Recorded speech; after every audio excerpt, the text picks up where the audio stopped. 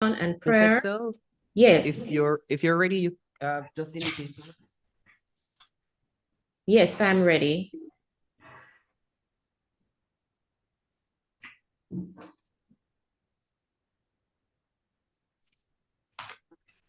Good afternoon, ladies and gentlemen. It is my privilege to warmly welcome you this afternoon to the launch of the online component of the Council of Legal Education's Norma Manley Law School's Legal Aid Clinic Fair for 2024, centered around the theme, Let the Buyer Be Aware. I am Christina Excel, and I will be your host for this afternoon session. As we commence our week of activities, let us pause with a moment of reflection and prayer, led by Miss Monique Jackson, representative from the Norma Manley Law School Student Fellowship.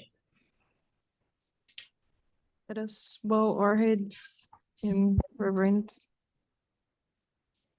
Dear most righteous and eternal Father, Lord, we thank you once more for the gift of life. We thank you for giving us this opportunity here to educate others about the law, mighty God. And I thank you, mighty God, for all the persons that you have provided to assist with the execution, from students to teachers to the staff. Lord, we thank you, and we ask that this session and this week, Lord, will go exactly as you ordained it, and that they will have good success. In your precious name we pray and give thanks. Amen.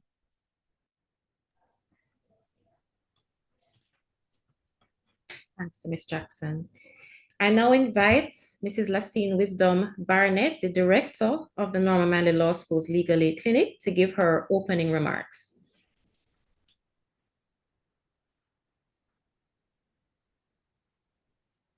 Good afternoon, everyone. It is my privilege to invite you to sorry about that. The Legal Aid Clinic is very, very pleased to have you this afternoon. As the practical training arm of the Norma Manley Law School, we seek to uphold the rule of law. And by providing legal services to members of the public who are unable to afford the usual cost of an attorney, and participating in matters of public education each year, through the student outreach projects and forums such as this legal aid fair in which we are participating this week. The clinic seeks to provide information on matters of public importance. This week, we're particularly concerned about citizens' rights and responsibilities under the law, and ensuring that our citizens are aware of the organizations which exist to facilitate access to justice and available services. We focus our attention on the consumer. In a time of increasing economic difficulty, ever-increasing fraudulent activities, higher costs of goods and services, low water supplies, high energy costs, and an increasing dependence on imports, the consumer is exposed. They're vulnerable and quite often a victim. Defective goods, labeling in languages that are not our own, unsanitary conditions in locations where food is handled, uncertainty as to the quality of water trucked in, and these are just some of the issues that our consumer is faced with. This week, we will be exploring the role of key organizations that protect the rights of the consumer. We will examine some of the safeguards that should be in place to protect consumers as we eat, drink, purchase property, and also engage with the various institutions which we know should be protecting us.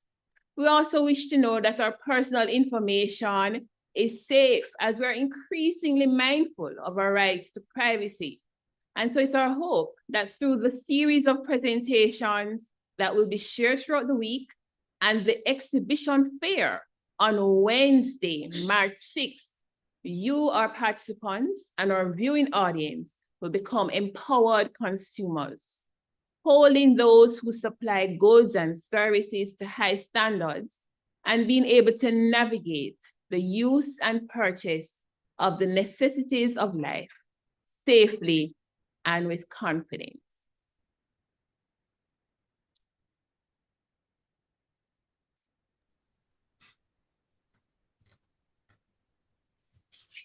Thank you, Mrs. Wisdom Barnett.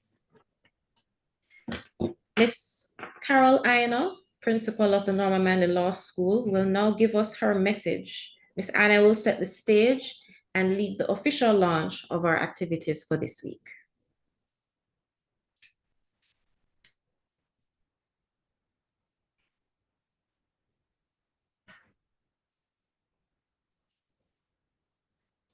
Right. Good afternoon, all. It gives me tremendous pleasure to add my words of welcome to all of you to our annual Norman Manley Law School Legal Aid Clinic Fair. Firstly, we celebrate 50 years this academic year. That is a signal milestone. And having a legal aid clinic as part of our structure has allowed us to provide our students with an early avenue to appreciate their public service role as legal professionals. We have recently defined our key results areas, and in respect of our legal services and community outreach mission, it is to promote social justice and strengthen the rule of law by providing quality legal representation, advocacy, and public education. And in so doing, imbue volunteerism and service within the Norman Manley Law School community. We want our students to understand their role as lawyers in society as being beyond their fortunes in private practice. I'm pleased to see the focus this year on let the buyer be aware. As articulated by the director, this allows the clinic to offer advocacy and public education on the policy and other related challenges for consumers and advice on how to address these challenges, these concerns, and these obstacles. Our aim is always to continue to help to create lawyers who are actively interested and engaged in change, who seek to regulate change, and who are committed to and involved in public service issues. We want to demonstrate to the public that our students throughout the fair that a lawyer is one of the main agents of the law and legal processes, as we look at and consider what is a very contemporary need of our society, that of consumer safety. The Legal Aid Clinic has continually ensured that the school is able to add to our menu of courses by offering specialist clinics, which have looked at other areas of law, policy areas such as climate change, human rights, data protection, amongst others. Let me therefore offer my congratulations to the director and to the staff of the clinic and for the many partnerships that they've been able to secure this year for this fair. I see we have the Mobile Justice Unit, the Registrar's General Department, the Fair Trading Commission, Consumer Affairs Commission, and many others, so that we can, in fact, execute a very successful fair. I have no doubt that it will be a tremendous success and will contribute to meeting the aims and purposes of our legal services and community outreach key results. Thank you.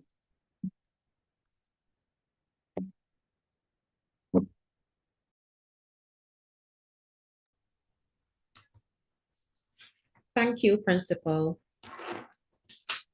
So as we have heard so far, consumer organizations play an important role in helping to uphold the rule of law.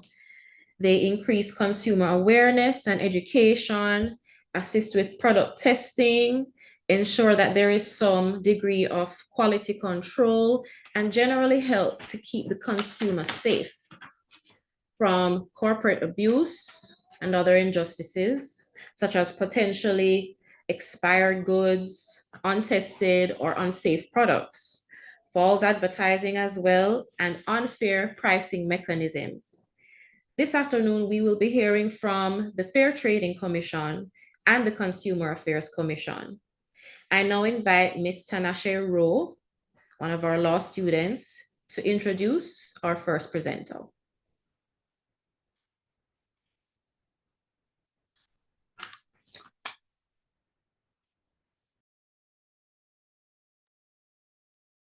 Ladies and gentlemen, fellow students, it is with great pleasure that I introduce our distinguished guest speaker for today's event, Ms. Michelle Phillips, the Executive Director of the Fair Trading Commission.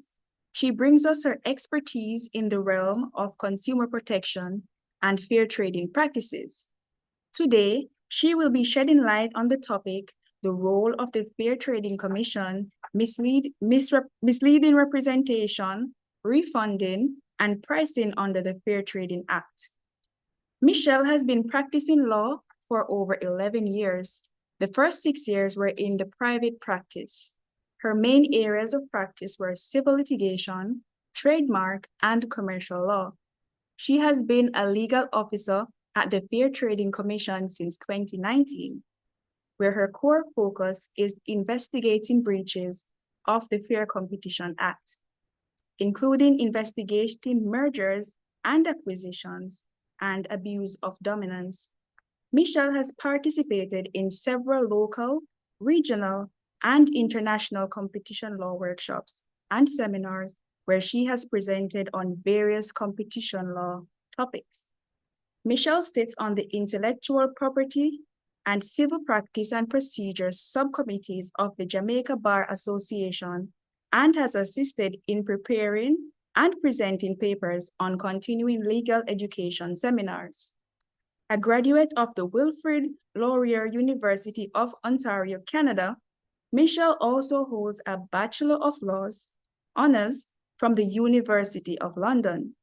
She graduated from the Norman Manley Law School in 2012 on the Principal's Honor Roll and was called to the bar in Jamaica in the same year. She will say that her best role and that the one that she enjoys the most is being a mom. She also enjoys photography, traveling, cooking, and baking. Please join me in extending a warm welcome to Ms. Phillips as she imparts her insight on us.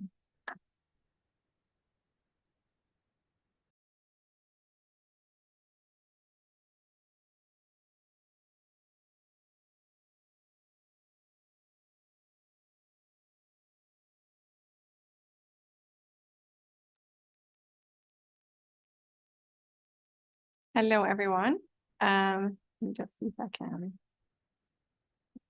Let me see.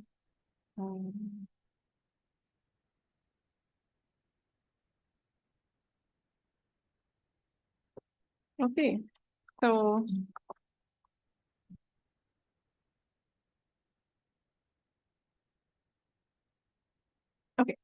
so the title of today's presentation is Let the Buyer Be Aware.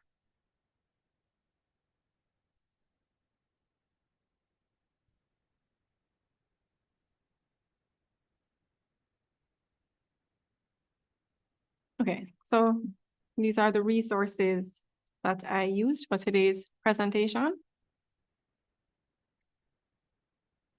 And a brief overview, I'll first be speaking about the Fair Trading Commission. Then I will talk briefly about the Fair Competition Act, the consumer provisions in the Fair Competition Act, consumer recourse, enforcement and remedies. And then I'll give you a summary and a brief takeaway, and then we'll have question and answer at the end. Sorry about that. Okay, so the Fair Trading Commission was set up under Section 4 of the Fair Competition Act. It is administrative arm of the government of Jamaica, and it is responsible for implementing the Fair Competition Act. I'm going to say we for Fair Trading Commission, we maintain and encourage competition in the conduct of trade, business, and the supply of goods and services.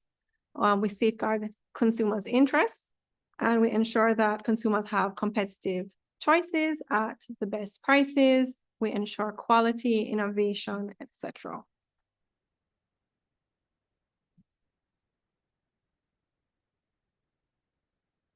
Functions of the FTC. Sorry, my thing is, so I apologize. Okay. So our functions: investigations, competition advocacy, market studies, public education, and advisories.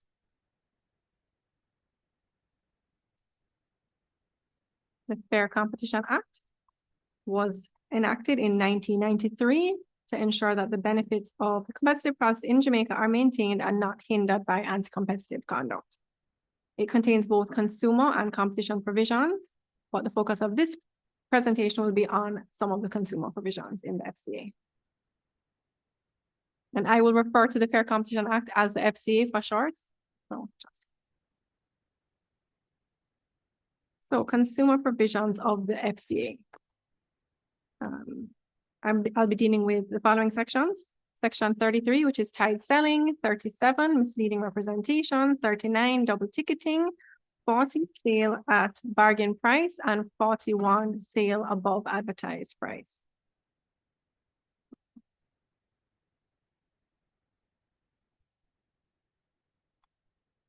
Consumer provisions in the Fair Competition Act.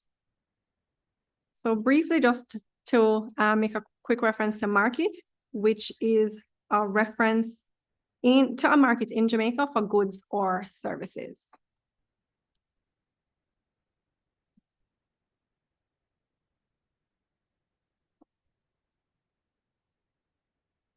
Tied selling.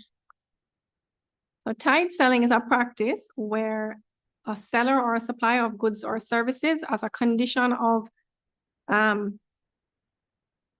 requires or induces a customer to buy a second product or service as a condition of buying the desired product or service.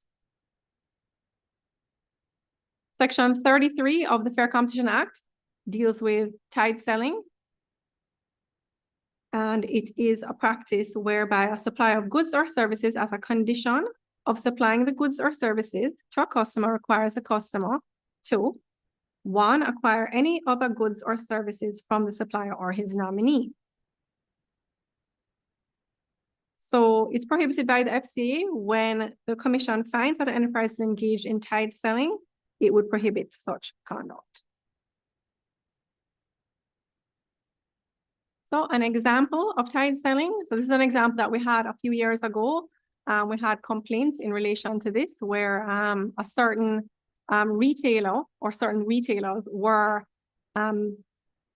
obliging persons, mandating that people who wanted to buy baby chicks also had to buy the chicken feed. So if you wanted to buy the baby chicks, you also had to buy the chicken feed.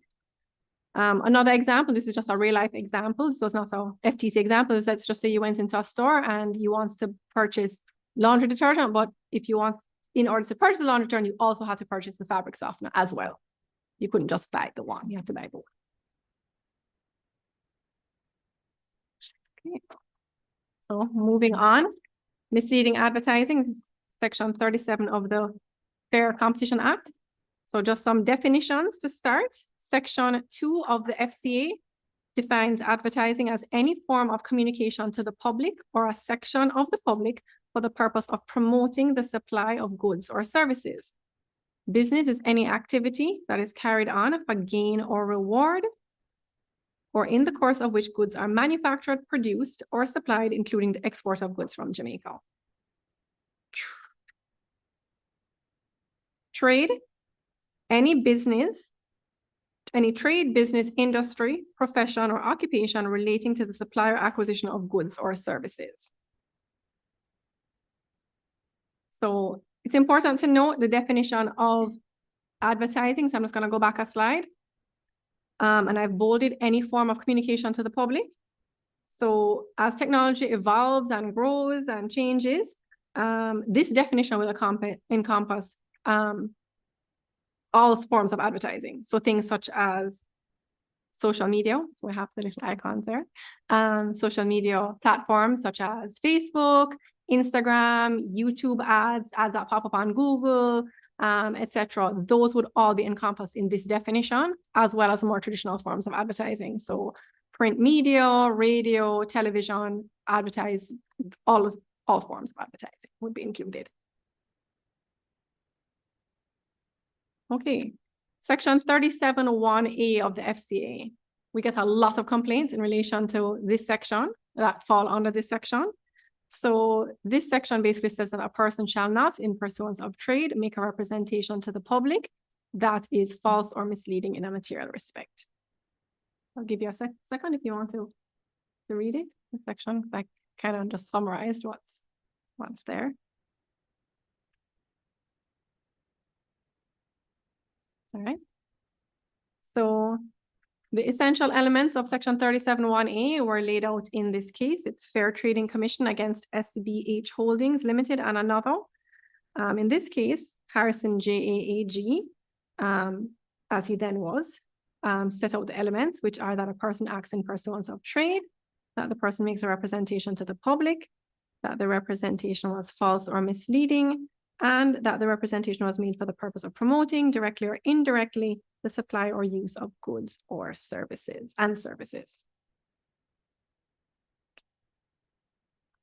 So this is a case that we had at the FTC, Fair Trading Commission against Crichton Automotive Limited, 2015 case. In this case, the informant Lisbeth Mills purchased what was purported to be a 2007 vehicle from Crichton Automotive Limited. The vehicle turned out to be a 2005 car. So she complained to the FTC, who investigated and took the matter to court. Supreme Court found that Crichton Automotive had contravened section 37(1)A of the FCA, and the penalty that was imposed was $2 million. Crichton appealed. The citations are listed, and there are two citations listed because one is on liability and one was on cost, one of the judgments. So on liability, they agreed that Crichton had contravened section 37(1)A, but they reduced the penalty to $1.2 million. And just in a nutshell, misleading advertising is a strict liability offense. So in this case, because the Crichton, I'll let you read the judgment, but in this case, they reduced it because of the strict liability issue. So another example, sorry, did you guys need more time to take down the citation? I don't know if anybody wants to take them down. You can if you want. Okay, this was a 2022 example. The FTC received a complaint that Sunny Isles, this business, was engaging in misleading advertising, and specifically that they were representing that on their products, that they were the only Jamaican black castor oil approved for export by the Jamaican government. This was advertised on their label, on their website, and also there was an ad at the Sangsters International Airport. FTC investigated, and we found that there were 42 castor oil exporters that were registered with JAMPRO. So we contacted the proprietor of the business and asked that he remove the labels and the products and other information from the website, the sign from Sangsters, etc. And he has taken steps to rectify that conduct. Okay, I have briefly summarized. Section 37 is a long section. So I have briefly summarized. I don't think you guys want to sit and read through it now. So the act is available. It's online on our website. The information is at the end. You can also just Google Fair Competition Act and you will find it. But here's a brief summary of the other sections of section 37, which is misleading advertising. So 37(1)B and C deal with representations in the form of a statement or warranty regarding goods and services. Section 37(1)D prohibits representations to the public in the form of a guarantee or warranty or a promise to maintain or replace an article if the statement is materially false or misleading or there is no prospect that it will be carried out. 37(1)(e), these are material representations in terms regarding price. 37(2), and this was deals with representations as to price, construed at the price which goods or services are generally supplied. Subsection 3, representations deemed to be made by the person, made to the public by the person who caused representations to be made. Section 37(4) shows who is liable, where the person who made the representation is not in Jamaica. And 37(5), I'll read a little bit of that subsection. Every person who, for the purpose of promoting directly or indirectly the supply or use of any goods or any business interest, supplies to a wholesaler, retailer, or other distributor of goods, any material or thing that contains these types of representations of a kind referred to in subsection 1 shall be deemed to be the person who made the representation. All right, so moving on, double ticketing. This is a pricing practice where the seller places 2 or more items on a good and charges the customer the higher or highest price. So the principle is that stores must charge the lowest ticketed price.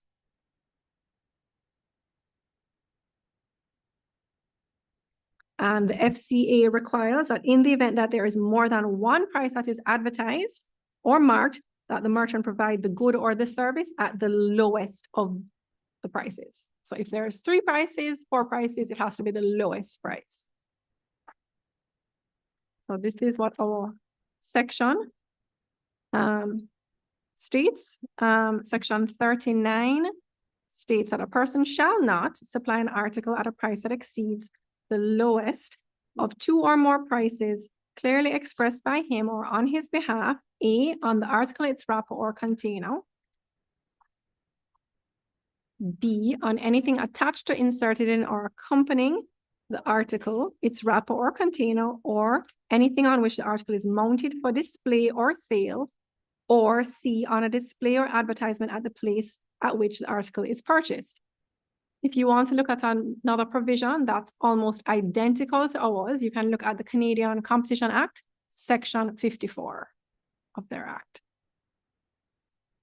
And the purpose of double ticketing provisions is to prevent consumers from being deceived or confused about the price at which a good or service is sold.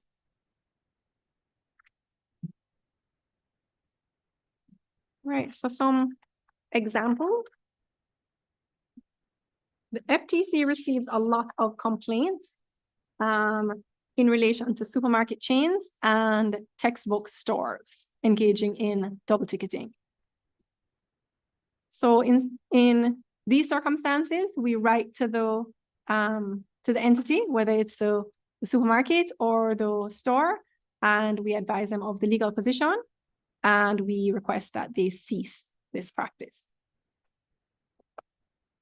I'm going to give you 2 personal examples. So one is and I'm sure that you guys have lots of examples that have things that have happened to you in real life in relation to double ticketing.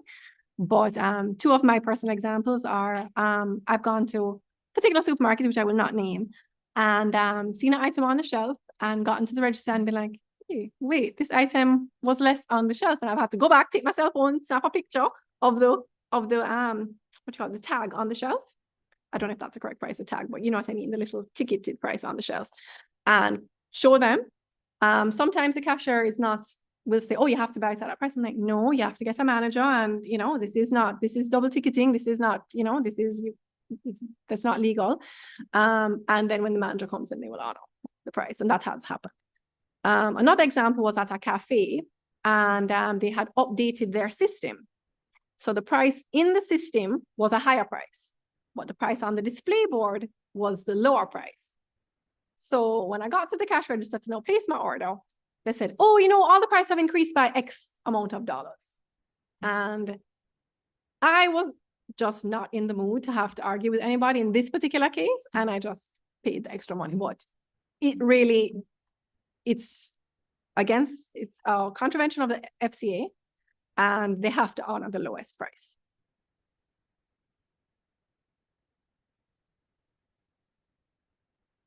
Sale at bargain price, also known as bait and switch. I'll give you a minute to read these, the little cartoon and the little blurb.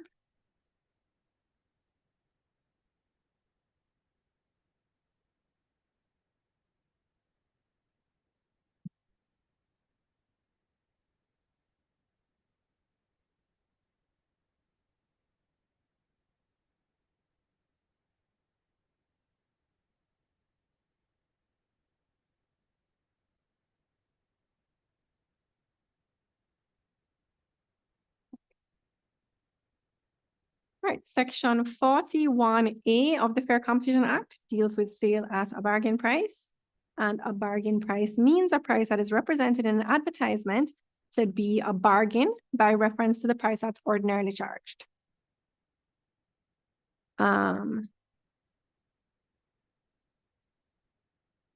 Or a price represented in an advertisement that a person who reads, hears, or sees the advertisement would reasonably understand to be a bargain by reason of the price at which the goods advertised or articles are ordinarily sold. So it's important to note that the use of the term bargain, so a bargain is a sale, a special, a discount, any term that implies that the goods are being offered for a lesser, a lower price than what they are usually ordinarily offered at in the course of sale. So not the original price. Section 40, subsection 2 states that a person shall not advertise at a bargain price goods or services which he does not supply in reasonable quantities, having regard to the nature of the market in which he carries on business, the nature and size of the business carried on by him, and the nature of the advertisement. Okay, so an example. This is a little while ago, but ATL had a pre-Valentine's Day sale in 2010. So they ran a pre-Valentine's Day ad in the newspaper from the 10th to the 13th of February in 2010, where they advertised several different items available for sale at a special price. However, when purchasers went into the store to purchase the items advertised, they were advised they were no longer available at that price. FTC investigated the matter, and FTC and ATL entered into a consent agreement, which resolved that issue. Sale above advertised price. Section 41 of the Fair Competition Act deals with sale above advertised price, and it states that a person who advertises goods for sale or rent in a market shall not, during the period and in the market to which the advertisement relates, supply goods at a price that is higher than what is advertised. This section does not apply in respect of an advertisement that appears in a catalog or other publication where it is prominently stated that the prices are subject to error, and if the person establishes that the price was advertised in error, or in an ad that is immediately followed by another advertisement that corrects the original fault. I'm going to call it faulty. It does not refer to as referred to as that in the act, but I'm going to call it the faulty, the erroneous and misleading ad. So an ad followed by another ad that immediately corrects the first incorrect ad.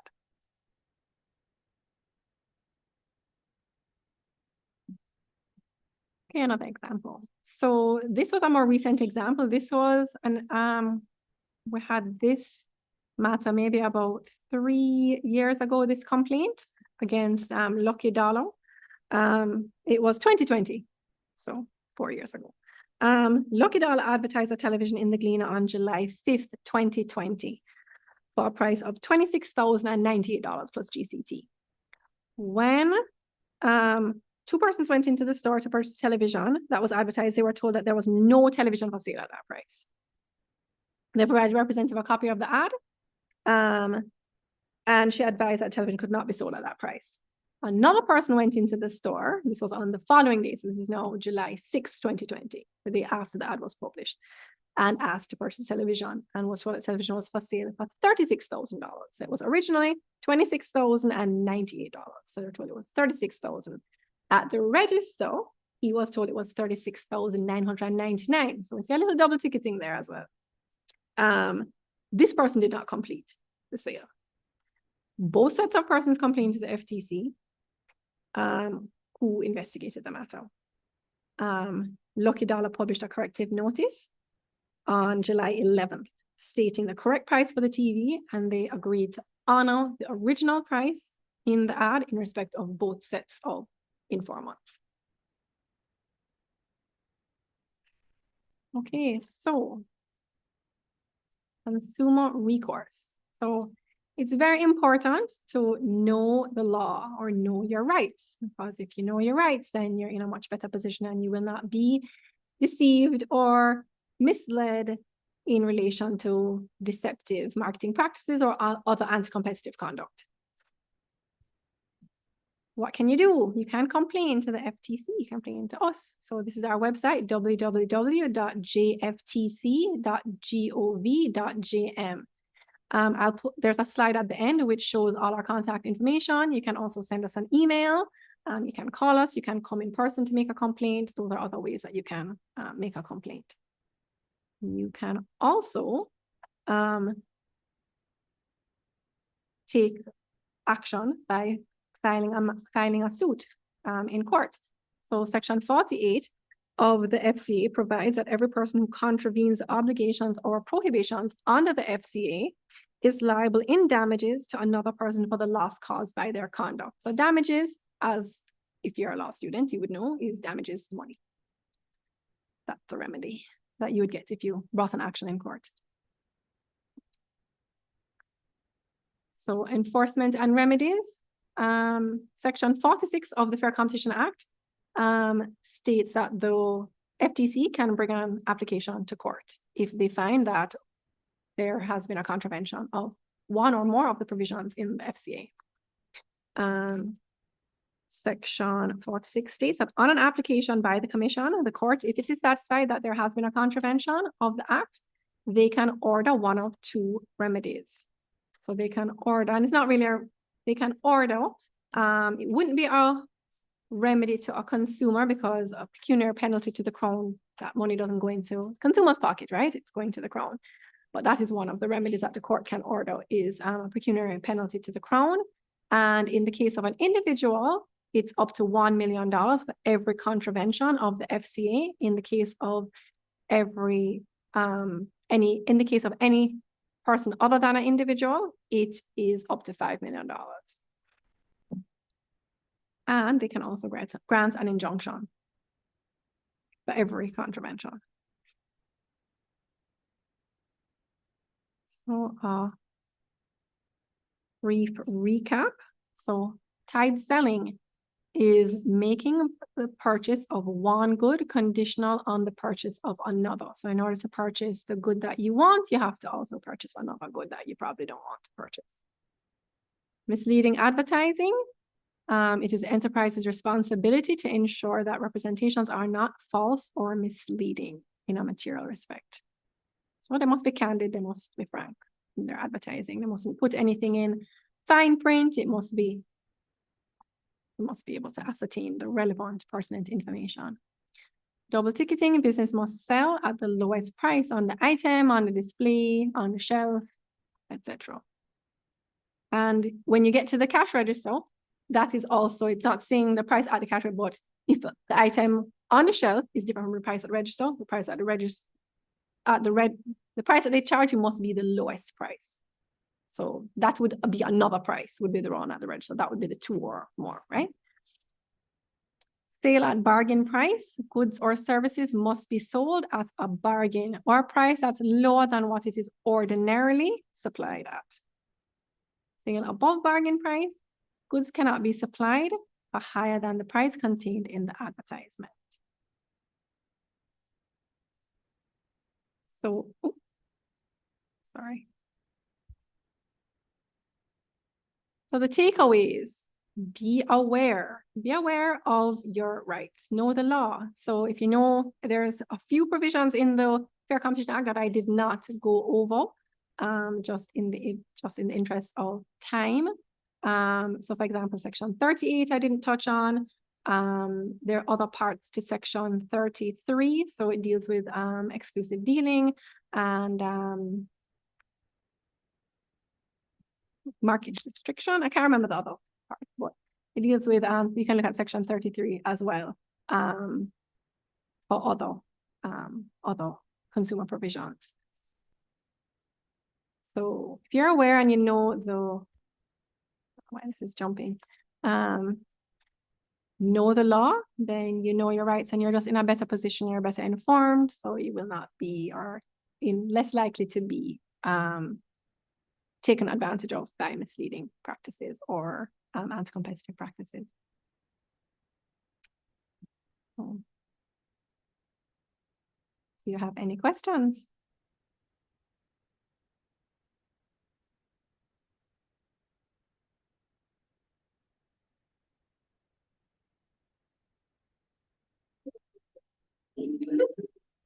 Thank you, thank you. Okay, well, if you think of anything in the future, you can contact us, contact me. My name is Michelle Phillips, as was stated earlier, at the Fair Trading Commission.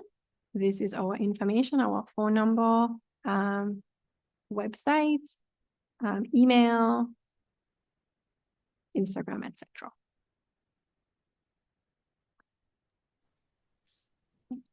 Thank you.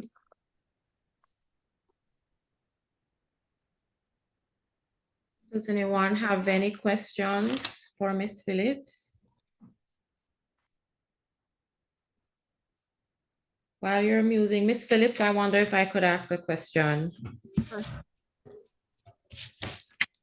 Thanks so Sure, go much ahead. Good. Thanks so much for your presentation. I wanted to know, does Fair Trading have any collaborations with other agencies or organizations? When you say collaboration, you mean, can you, like, do we do presentations? Do we do what? If you could be a little bit more specific. No, not necessarily for presentation, but in terms of the objective of ensuring fair competition and protection of consumers. You work with any other agencies? We are, our parent ministry is the Ministry of Industry, Investment and Commerce.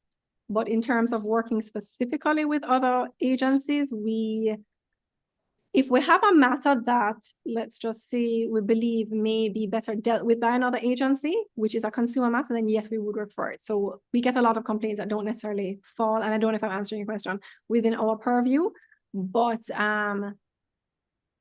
and so we would refer it. So for example, we'll get complaints that may be better suited for, or that don't fall within our purview, don't fall, because we're guided by the Fair Competition Act. So we have to, if something doesn't fall within the act, we're not supposed to deal with it.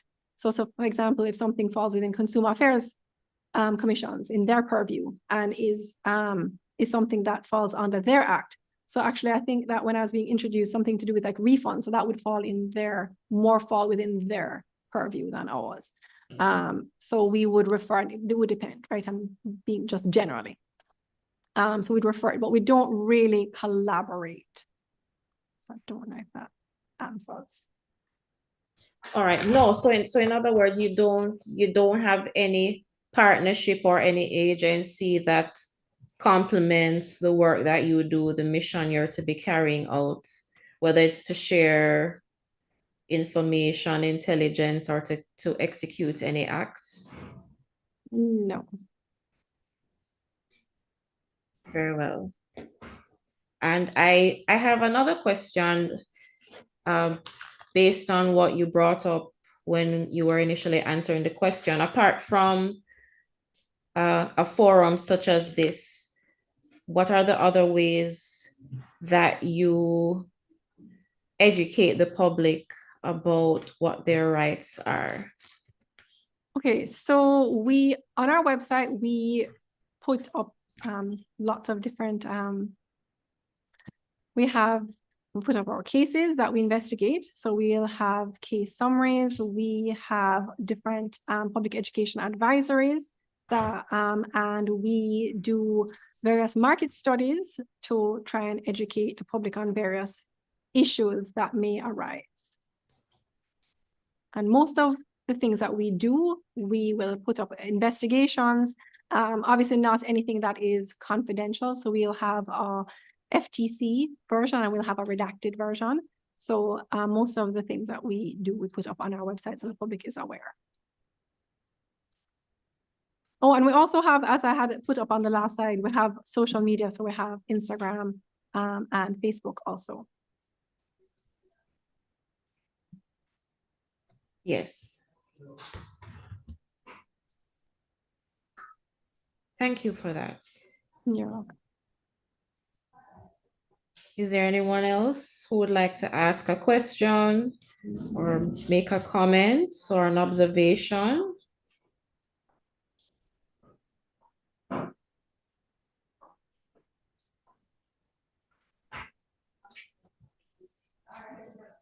Yes. Planning increases on the sale. For example, when you go to supermarket, you see product married, but it's under a sale. So does it apply in that case? Can you explain a little bit more in respect of a sale? Give me an example.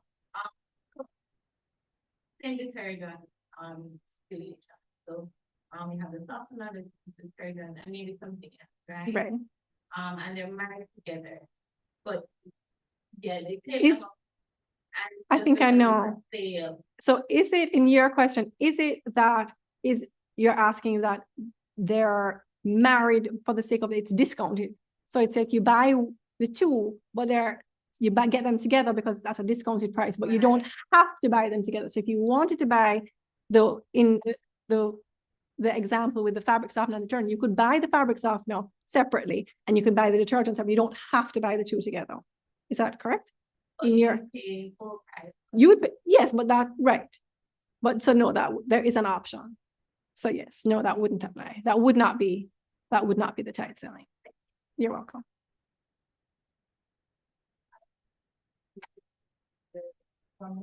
Thank you. Especially with the double ticketing, I've always wanted to.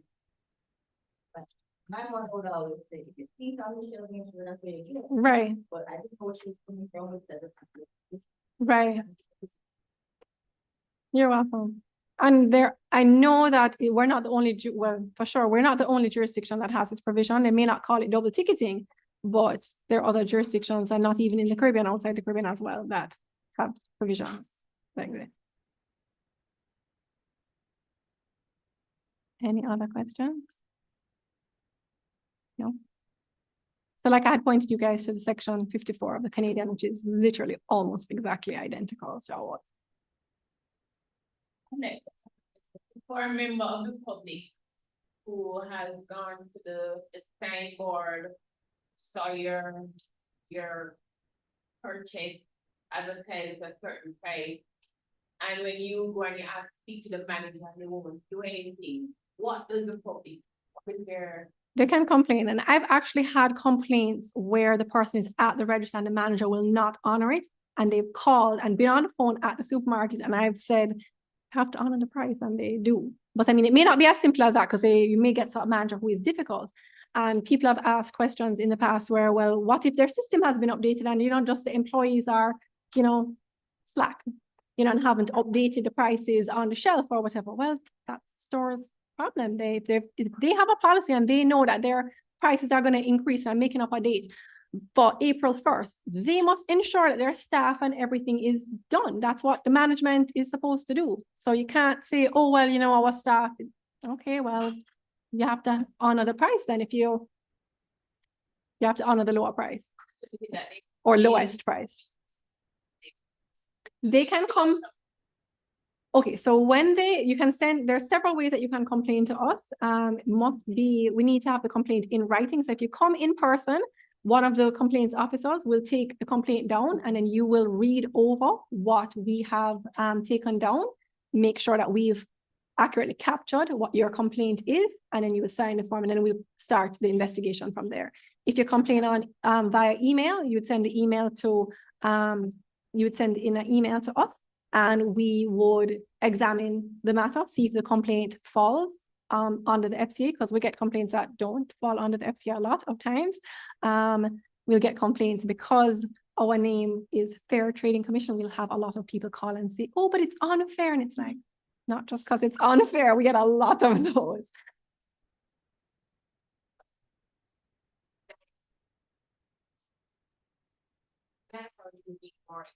If you had a picture of your receipt, we can use that. If you had no receipt, then it's a little bit tricky, because then it comes to your word against their word, and it may not, he said, she said, they may say, oh, well, no, that's a price that was, we honor the price on the shelf. So if you have a picture of your receipt, we can use that for sure. Pre-product that was false, If they complain to us, what is the likelihood of the okay, so if you complain to us, the benefit is that then you don't have to pay an attorney when you come to us, because we're going to take them as to court. But the downside now is that if we, the FTC, take them as to court, as I had showed in my slides, the remedies are either a pecuniary penalty, which goes into the Crown's pocket, not the consumer's pocket. So the consumer probably doesn't really want that. I mean, it serves a benefit because it gives the entity involved a slap on the wrist, right? So and it shows the public that, look, this behavior is frowned on, and the entity, if it goes to court and it's not settled, so if the court now makes a judgment. So for example, like in the crime case, that's public record. So people can say, oh, crime now, so what's, we don't, I'm not saying, I'm just maybe, it puts the entity, it shows. So, sorry, I lost my train of thought for a second. So if you complain to us and you get, and we take them as to court, it would be the penalty to the Crown or an injunction, which that could benefit the customer, because it would, but if you now want money in your pocket, you would have to now take an action. So that is section 48, permits a consumer, a person to, if they've been aggrieved by a breach, somebody who has, or somebody, I'm using the term usually by a person or an entity or a business, a company, who has breached a provision of the FCA, they can file a suit in court, file a claim in court, and the remedy there is damages. So you don't have to get a lawyer, because you don't have to have a lawyer to file a claim in court. You can file one, but I mean, it would be advised.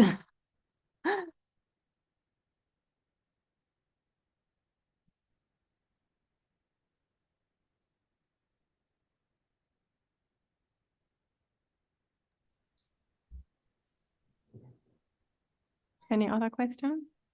Miss Phillips, how much time would a consumer have to take action? If they want to take it on their own accord? Yes. 3 years. So section 48 subsection 2 provides that they must bring an action within 3 years. So that's a limitation in respect of that section. Very well.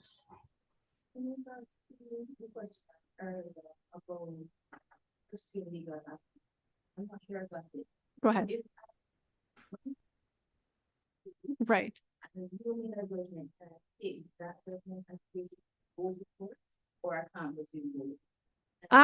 You could pursue both. You could pursue both courses of action. I don't see why not. I don't see why one would preclude another.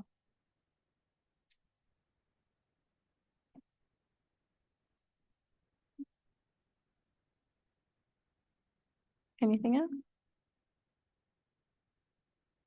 Okay, well, thank you.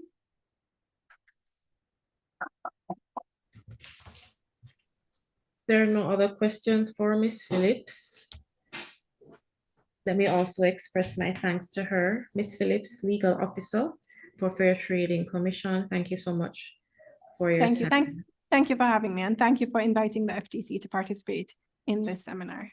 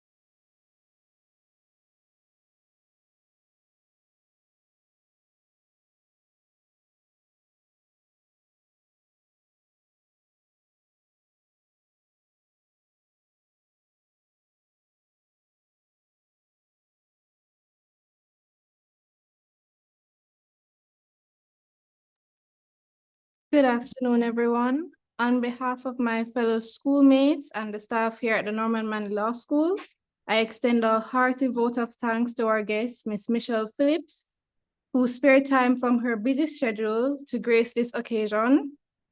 Today, we had the opportunity to hear your thoughts, and this will surely encourage us in our future events. Thank you very much.